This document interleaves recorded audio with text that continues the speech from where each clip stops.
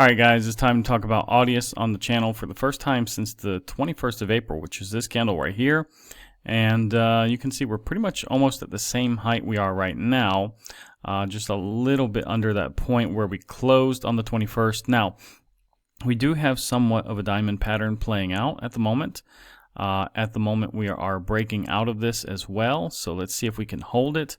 Now, the target of this diamond pattern breakout would be up here at about 9.5 cents where this resistance is. Now, we do have to clear about 8.5 cents first, which is this resistance.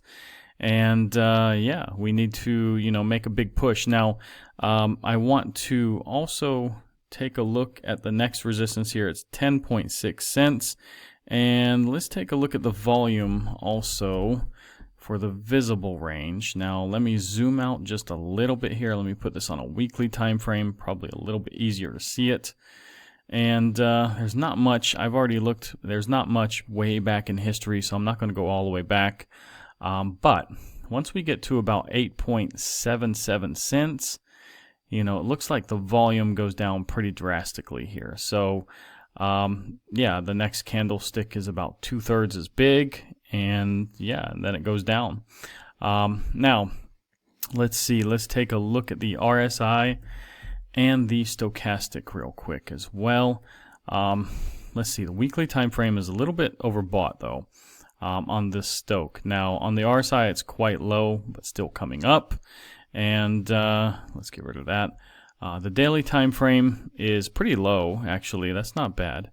And it's pointed to the upside pretty heavily. The RSI is also pointed to the upside pretty heavily, and in neutral territory, both. So 4-hour time frame, almost overbought here on the stoch. Now it's almost overbought on the RSI as well, but it's still not quite there. So actually, did that just tick up?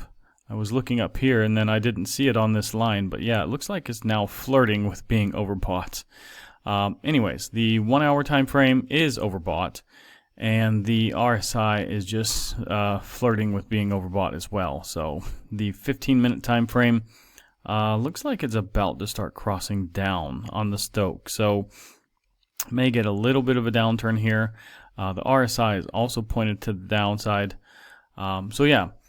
Pretty much 15-minute not looking so good. 1 hour not so good either. I would say pretty much Audius is probably due for a cool off because these are about to get overbought. The only time frame that looks really good is the daily. So the longer time frames, in my opinion, are the ones that are more reliable anyways, and that's what we're looking for, the long term. Now, yeah, the weekly, that also, yeah, it was getting overbought. So yeah, only the daily was looking truly good. So yeah, I think we're going to see a little bit of a cool down here, and I don't know, if it's going to reach 9.5 cents tonight. Probably not, unless there's some news that I just don't know about. But yeah, I do want to mention I did pick up a little bit more Audius on Friday. I made some free money on BingX. They gave me actually a $200 voucher, and it's not because I'm an affiliate, just because I was a customer. I had been signed up. And yeah, and they gave me a $200 trial of I think for the futures use or whatever, and I used it, guys, and I made about $30 really quickly. So I took it all out, and I actually just DCA'd into some of the lower coins that I have, and one of them was Audius actually. Now, taking a quick look at the tokenomics, guys, actually Audius doesn't have that much max supply. It's 1.325 billion. Pretty much all of this has been created, and everything is circulating, so that's actually pretty good. Now, if we take a look at the all-time high, guys, it was almost at $5. Keep in mind, Audius is a place where musicians can, make music and things like this and put their music. So yeah, I do actually like this for that fact, because I like music, and I think it's a good project. It fell quite far. It's down at 8 cents. And yeah, I DCA'd, like I said. I have now 400 audio. It's still one of my lower bags. I'll probably have to DCA again into this, but we'll see, how much more. Now, Bitcoin is getting a little bit of a bounce off this trend line, and it's gotten several bounces along the way, as you see, but there really isn't anything to identify right now just yet, I think, as to resistances. It's possible, this, 111,700 could be a resistance, but let's just wait and see. Pretty much, I don't think there's a resistance still just yet. Maybe on lower time frames, like 4-hour time frames and 12-hour time frames and things, could be some resistances, but I'm still waiting. Now, the target that we have for that giant cup and handle that we made for years, guys, is still up here at about $115,000. And if you remember, I do have a very conservative target because I kind of put this little stick in the middle of this little handle because it's really hard to tell where the breakout is and where that neckline is, because technically that cup begins right here and it goes up a little bit higher. Now, nothing is going to be perfect, of course, but yeah, I just put the stick here, so it could exceed it. It could go under a little bit, which is where we may be right now, or it may hit it exactly. Who knows? But yeah, that is the target.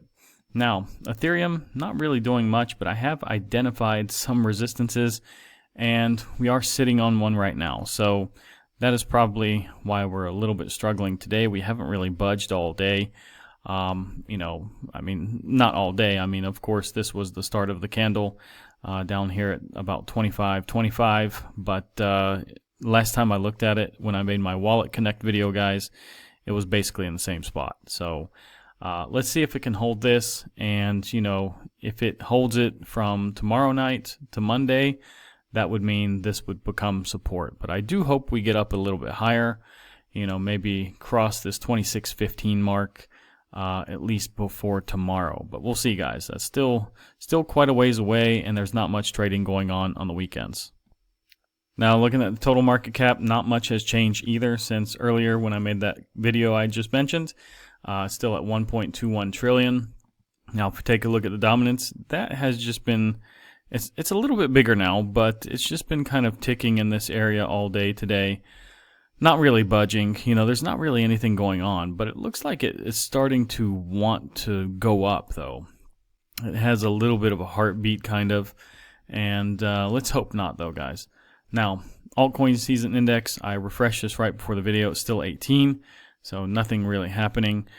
The dollar index finished like this on Friday, so it's below 99.17, so it broke that support. So let's see if it comes down to 98.21. Remember, a weaker dollar makes a stronger Bitcoin. As to the liquidation heat map, guys, it's come down quite a bit since I made that last video, so it's now at 209 million. Wrecked only, so this is getting within reasonable numbers, of course. Still, the longs are getting wrecked more than the shorts, though.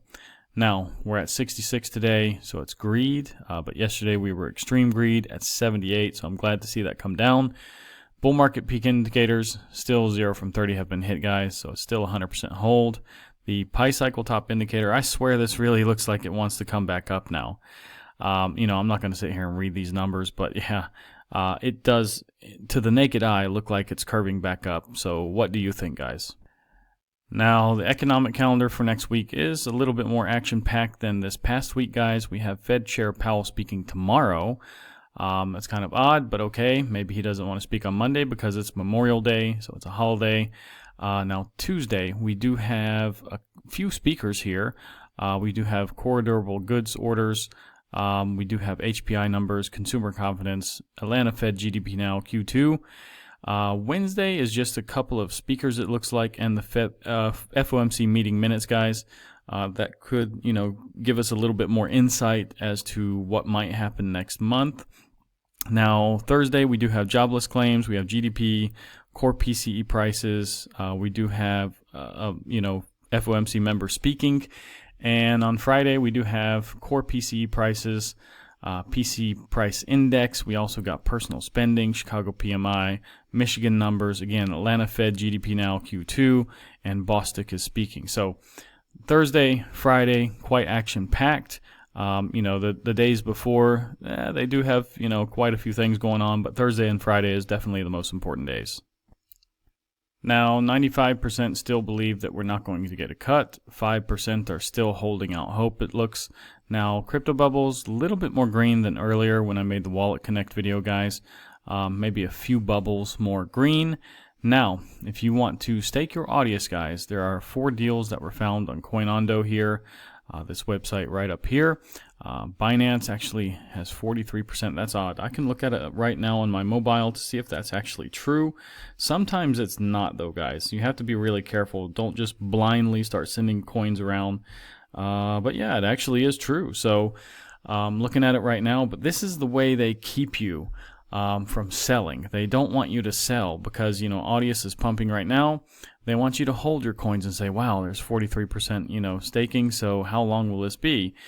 So, you know, if you're ready to sell, hey, sell. But I think many of us aren't really ready to sell because many of this, you know, probably bought a bit higher. And like I said, I DCA'd just so I have a lower average. And yeah, Binance US also has 10.4%. Coin DCX, which I don't really know much about, has 3%, and KuCoin barely, you know, 0.5%. So anyways, guys, yeah, if you like this video, like, subscribe, activate the bell, share this video with your friends, and check out some of the deals that I have below with the exchanges, guys, like Bitget, MEXC, BingX, Blowfin, and BitUnix.